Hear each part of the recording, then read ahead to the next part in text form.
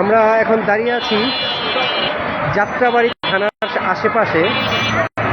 আপনারা হয়তো অনেকের মনে আছে আজকে সে ঐতিহাসিক 5ই আগস্ট। গত 5ই আগস্ট এই দিনে যাত্রাবাড়ির অবস্থা কি ছিল একটু খেয়াল করে দেখেন। আজকে যাত্রাবাড়ি কি অবস্থা আছে তা দেখেন। 5ই আগস্টই রচিত হয়েছিল ফ্যাসিবাদের কবর, স্বৈরাচারের পতন হয়েছিল এই দিনে। তাই আপনাদের যাত্রাবাড়ি থানার অংশটি দেখাচ্ছি। আজকে দেখুন 5ই আগস্টের বিপ্লবের পরে আজকে আমাদের যাত্রাবাড়ি থানা, যেই যাত্রাবাড়ি থানা এই সময় আগুন জ্বলছিল, বহু লোক হতাহত হয়েছিল, এই থানা থেকে অনেকেই গুলি করেছিল। আজকে এই থানাটি কি সুন্দর দাঁড়িয়ে আছে তার আপন মহিমায়।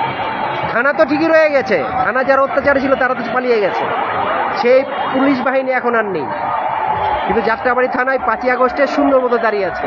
আপনাদেরকে যাত্রাবাড়ি থানাটাই দেখাচ্ছি। গত 5ই আগস্ট এখানে দাউ দাউ করে আগুন জ্বলেছিল। আজকে স্বাধীনতা উপভোগ করছি। স্বাধীনতা নব্য বিপ্লবের এই 1 বছর পূর্তিতে সবাইকে এই জিনিসটি আমি দেখালাম, এই থানাটির অবস্থা আমরা আপনাদের দেখালাম। আমরা ফ্যাসিবাদের পতনের পর মুক্ত স্বাধীন হিসাবে থানার সামনে এখন দাঁড়াতে পারছি। একটা সময় আমরা থানার সামনে দাঁড়াতে পারতাম না।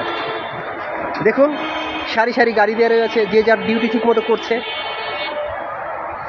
জুলাই বিপ্লবের শহীদদের রক্তিম শুভেচ্ছা, এবং তাদের কাছে আমরা আজীবন কৃতজ্ঞ থাকব আমাদেরকে ফ্যাসিজমকে একটি দেশ গড়ে দেওয়ার জন্য।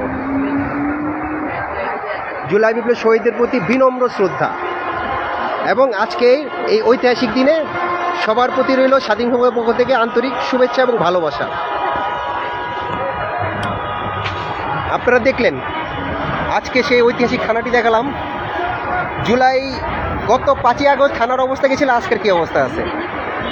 এই আজকের এই বিপ্লব দিবসে যারা জীবন দিয়েছে তাদের প্রতি অকৃতজ্ঞ কৃতজ্ঞতা রইল, এবং যারা আমাদেরকে বিপ্লব এনে দিয়েছে তাদের প্রতি রইল শ্রদ্ধা এবং ভালোবাসা। যাত্রাবাড়ি থেকে দৈনিক স্বাধীন পত্রিকার পক্ষ থেকে কাউসার আহমেদ পনির।